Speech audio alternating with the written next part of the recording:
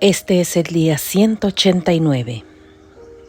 Estamos leyendo toda la Sagrada Escritura en 365 días. Pidamos ahora la gracia del Espíritu Santo. Es una gracia, es un regalo. Ese regalo lo mereció para nosotros Jesucristo, con el valor infinito de su santísima sangre en la cruz. Confiemos en el don del Espíritu y sigamos nuestro camino. Hoy leeremos textos del segundo libro de las Crónicas, del libro de los Proverbios y de la carta de San Pablo a los Romanos. En el nombre del Padre, del Hijo y del Espíritu Santo. Amén. Del segundo libro de las Crónicas, capítulo 7. Dedicación del templo. Cuando Salomón acabó de rezar, bajó fuego del cielo que devoró el holocausto y los sacrificios mientras la gloria de Yahvé llenó la casa. Los sacerdotes no podían entrar en la casa de Yahvé porque su gloria la llenaba. Entonces todos los hijos de Israel, viendo descender el fuego y la gloria de Yahvé sobre la casa, se postraron sobre el pavimento, adoraron y alabaron a Yahvé, porque es bueno, porque es eterno su amor. Luego el rey y todo el pueblo ofrecieron sacrificios ante Yahvé. El rey Salomón ofreció en sacrificio 22,000 bueyes y 120,000 ovejas. Ese día el rey y todo el pueblo inauguraron la casa de Dios.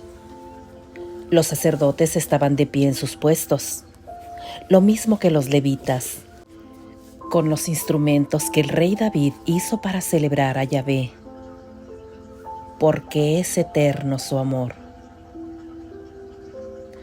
Por medio de sus manos, Salomón celebraba a Yahvé en tanto que los sacerdotes estaban delante de ellos tocando las trompetas, y todo Israel se mantenía de pie.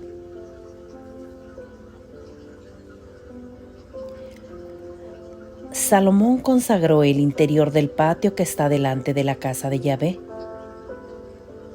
Allí ofreció los holocaustos y las gracias de los sacrificios de comunión, ya que el altar de bronce que había hecho Salomón no podía contener los holocaustos, las ofrendas y las grasas. Entonces Salomón celebró la fiesta durante 7 días y con él todo Israel. Era una asamblea inmensa venida desde la entrada de Hamat hasta el torrente de Egipto. El día 8 finalizó la fiesta, pues habían celebrado la fiesta de la inauguración del altar durante 7 días. El día 23 del mes séptimo, Salomón mandó al pueblo a sus tierras alegre y contento por el bien que Yahvé había hecho a David, a Salomón y a su pueblo Israel. Salomón acabó la casa de Yahvé y la casa del rey, y llevó a cabo cuanto había propuesto hacer en la casa de Yahvé y en su propia casa. Entonces Yahvé se le apareció a Salomón por la noche y le dijo: He oído tu oración y me he elegido este lugar como casa en que me ofrezcan sacrificios. Si yo cierro el cielo para que no llueva, si yo mando la langosta a devorar la tierra, o envío la peste contra mi pueblo, y mi pueblo, sobre el cual es invocado mi nombre, se humilla, rezando y buscando mi rostro, y se vuelven de sus malos caminos, yo entonces los oiré desde los cielos, Perdonaré su pecado y sanaré su tierra. Mis ojos estarán abiertos y mis oídos atentos a la oración que se haga en este lugar. Pues ahora he escogido y santificado esta casa, para que en ella permanezca mi nombre para siempre. Allí estarán mis ojos y mi corazón todos los días. Y en cuanto a ti, si me sirves como me sirvió tu padre David, y haces todo lo que te he mandado guardando mis decretos y sentencias, afianzaré tu trono como prometí a tu padre David. A ninguno de tus descendientes quitaré el mando de Israel. Pero si se apartan, abandonando los decretos y los mandamientos que les he dado, y van a servir a otros dioses, postrándose ante ellos, los arrancaré de mi tierra que les he dado. Arrojaré de mi presencia esta casa que yo he consagrado a mi nombre, y haré que todos los pueblos se burlen de ella. Y esta casa tan sublime vendrá a ser el espanto de todos los que pasen cerca, de modo que dirán: ¿por qué Yahvé ha tratado así a este país y a esta casa? Y se responderá: porque abandonaron a Yahvé, el Dios de sus padres, que los sacó de la tierra de Egipto y ha seguido a otros dioses. Se han postrado ante ellos y les han servido. Por eso ha traído sobre ellos todo este mal. Capítulo 8. Obras de Salomón. Al cabo de los 20 años que empleó Salomón en edificar la casa de Yahvé y su propia casa, reconstruyó las ciudades que Hiram le había dado y estableció allí a los hijos de Israel. Salomón marchó contra Hamath de Sobá y se apoderó de ella. Reedificó Tadmor en el desierto y todas las ciudades de almacenamiento que había edificado cerca de Hamath. Edificó Betorón, el alto y el bajo, ciudades fuertes, amuralladas, con puertas y barras. Balaad y todas las ciudades de almacenamiento que le pertenecían, y las ciudades de los carros y de la caballería, y todo lo que quiso edificar en Jerusalén, en el Líbano y en todo el país de su dominio. Todo el pueblo que había quedado de heteos, amorreos, fereceos, jebeos y jebuseos, que no eran parte de Israel, cuyos descendientes habían quedado después de ellos en el país, y a los que los israelitas no habían exterminado, Salomón los sometió a servidumbre que dura hasta el día de hoy. Pero no empleó a ninguno de los hijos de Israel como esclavo para sus obras, sino como hombres de guerra, jefes y escuderos, comandantes de sus carros y de sus caballos. Los jefes nombrados por los intendentes del rey Salomón eran 250 que dirigían al pueblo. Salomón hizo subir a la hija de Faraón desde la ciudad de David a la casa que había edificado para ella, pues se decía: no puedo dejar a una mujer en la casa de David, rey de Israel, porque los lugares donde ha estado el arca de Yahvé son sagrados. Entonces Salomón ofrecía sacrificios a Yahvé sobre el altar de Yahvé que había levantado durante el vestíbulo de la casa. Los ofrecía según el rito de cada día, conforme a lo ordenado por Moisés. Lo mismo en los sábados, las lunas nuevas y las solemnidades, 3 veces al año. En la fiesta de los ácimos, en la fiesta de las semanas y en la fiesta de las tiendas. Estableció también las secciones de los sacerdotes en su servicio conforme al reglamento de su padre David. Estableció a los levitas en sus cargos de alabar y servir junto a los sacerdotes según el rito de cada día, y a los porteros con arreglo a sus secciones en cada puerta, porque esta era la orden de David, hombre de Dios. No se apartaron en nada de la orden del rey en lo tocante a los sacerdotes y a los levitas, ni tampoco en lo relativo a los tesoros.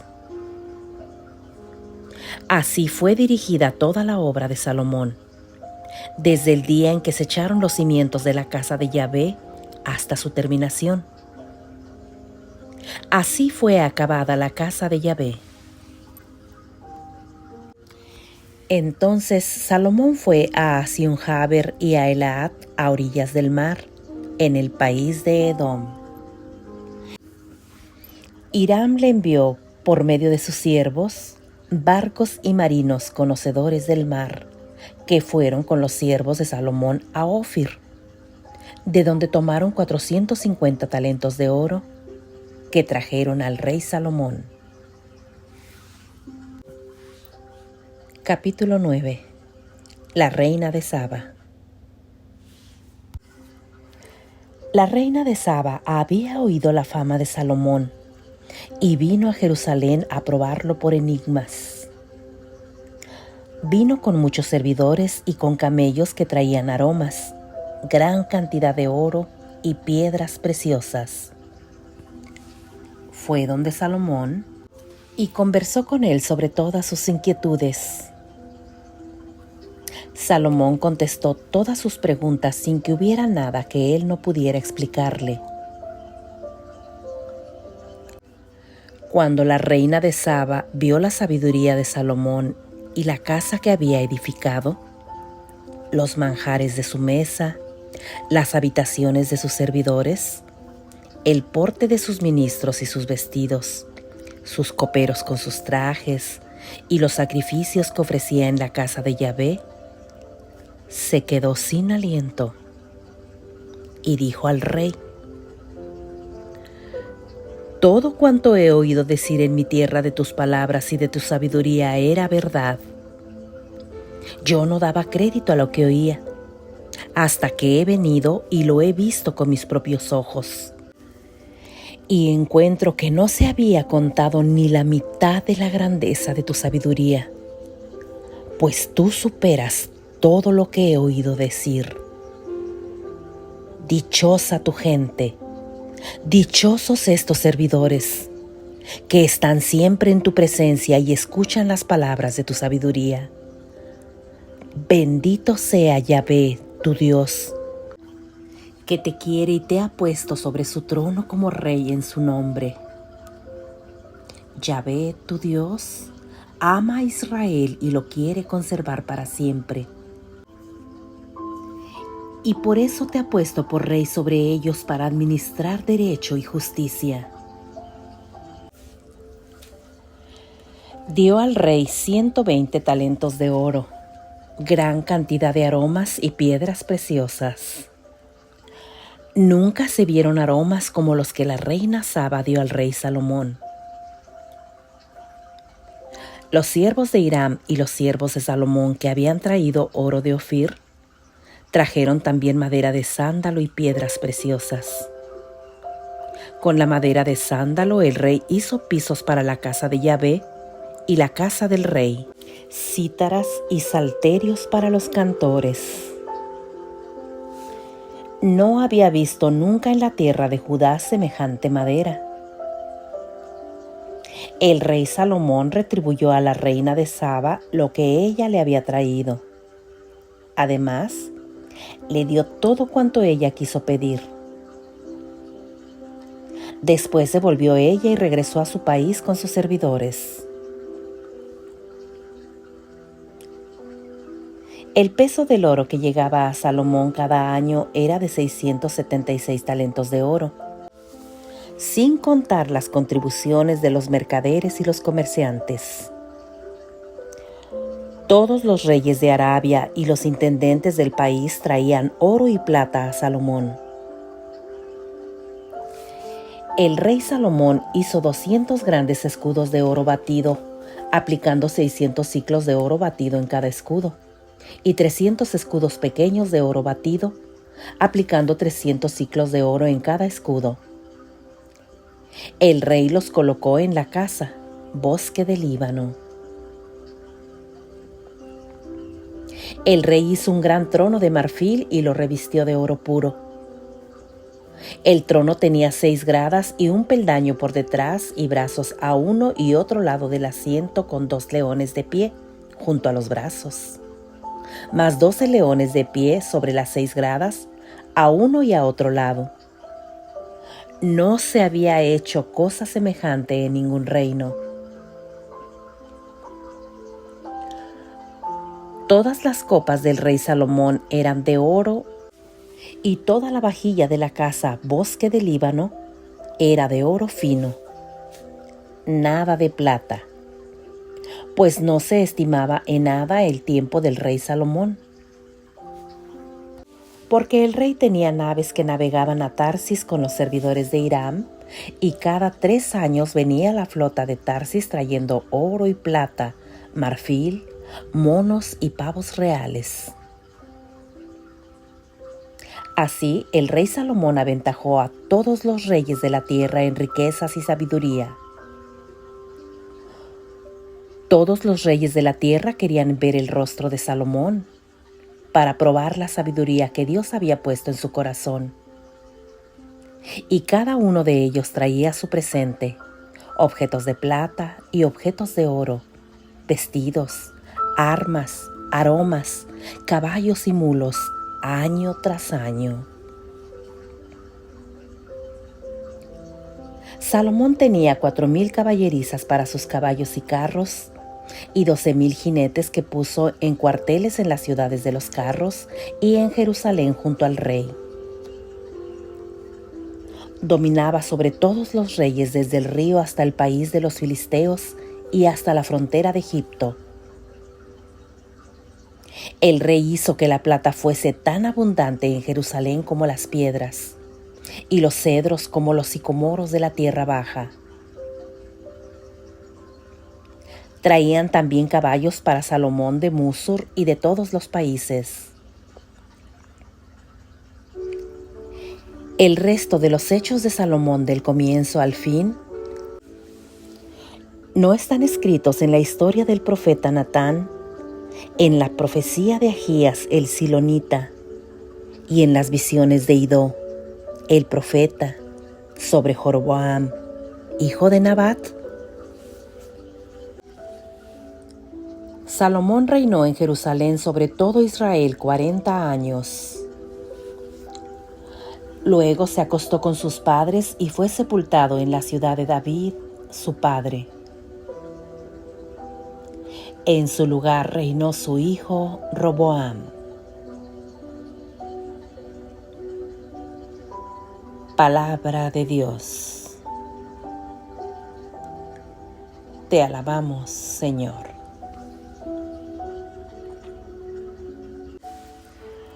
Del libro de los Proverbios, capítulo 18, versículos del 1 al 12.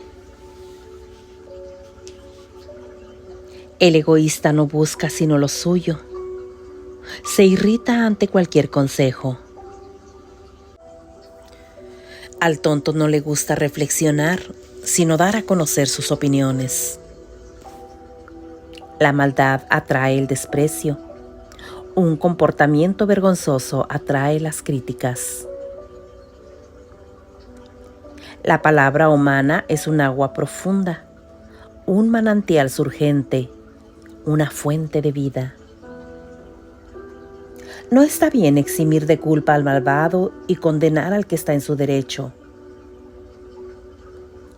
Las reflexiones del tonto provocan las peleas. Cuando habla, siembra la confusión. El tonto habla y se perjudica en sí mismo. Se prepara una trampa. Las palabras del mendigo son como golosinas. Se deslizan suavemente hasta el fondo de las entrañas. El que flojea en su trabajo es hermano del que demuele. El nombre de Yahvé es una fortaleza. Allí acude el justo y encuentra seguridad. La fortuna del rico es su ciudad fortificada. Le parece una fortaleza inconquistable. La arrogancia del hombre viene antes que su ruina. La humildad precede a la gloria. Palabra de Dios. Te alabamos, Señor.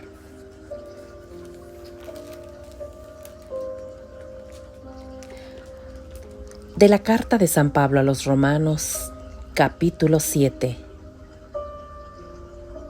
La religión judía no obliga a los cristianos. Les hablaré, hermanos, como a gente instruida en la ley. Ustedes saben que la ley tiene autoridad sobre las personas solamente mientras viven. La mujer casada, por ejemplo, está ligada por ley a su marido mientras éste vive. En cuanto muere el marido, ya no tiene obligaciones hacia él. Mientras éste vivía, cometía un adulterio entregándose a otro. Pero muerto el esposo, queda libre de sus deberes. Y si se entrega a otro hombre, no será un adulterio.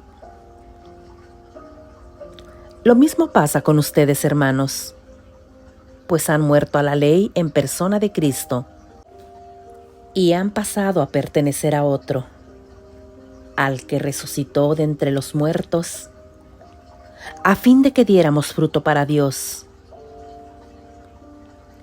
Cuando no éramos más que carne, la ley estimulaba las pasiones propias del pecado, que actuaban en nuestro cuerpo produciendo frutos de muerte. Pero ahora hemos muerto a lo que nos tenía aprisionados, y la ley ya no vale para nosotros. Ya no estamos sirviendo a una ley escrita, cosa propia del pasado, sino al Espíritu. Esto es lo nuevo. ¿Qué significa esto? ¿Que la ley es pecado? De ninguna manera. Pero yo no habría conocido el pecado si no fuera por la ley. Yo no tendría conciencia de lo que es codiciar si la ley no me hubiera dicho, no codiciarás. El pecado encontró ahí su oportunidad y se aprovechó del precepto para despertar en mí toda suerte de codicias. Mientras que sin ley, el pecado es cosa muerta. Hubo un tiempo en que no había ley y yo vivía. Pero llegó el precepto. Dio vida al pecado y yo morí. Así pues, el precepto que había sido dado para la vida me trajo la muerte. El pecado se aprovechó del precepto y me engañó, para que después el precepto me causara la muerte. Pero la ley es santa y también es santo, justo y bueno el precepto.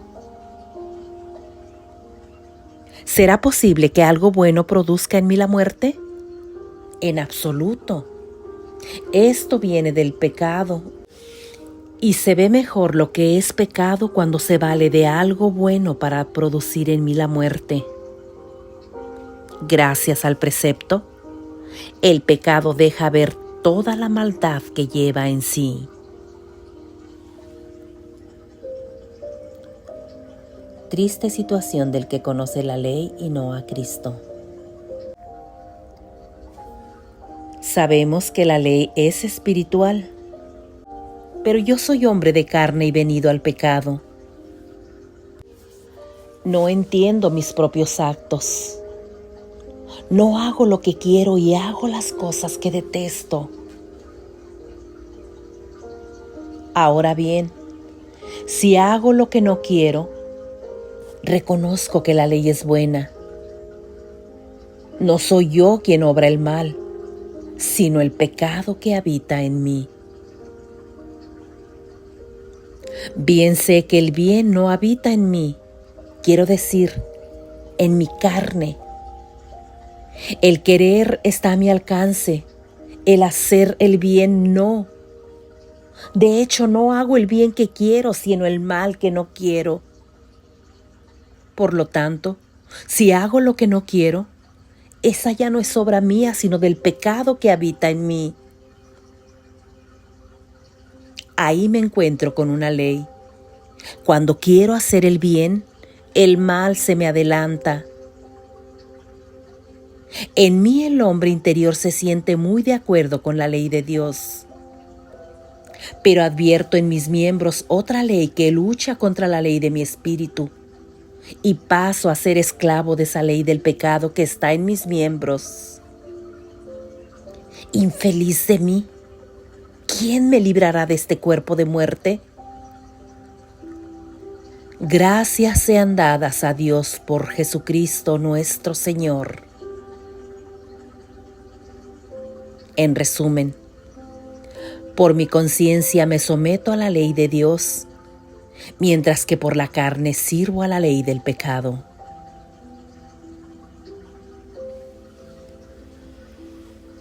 Palabra de Dios. Te alabamos, Señor.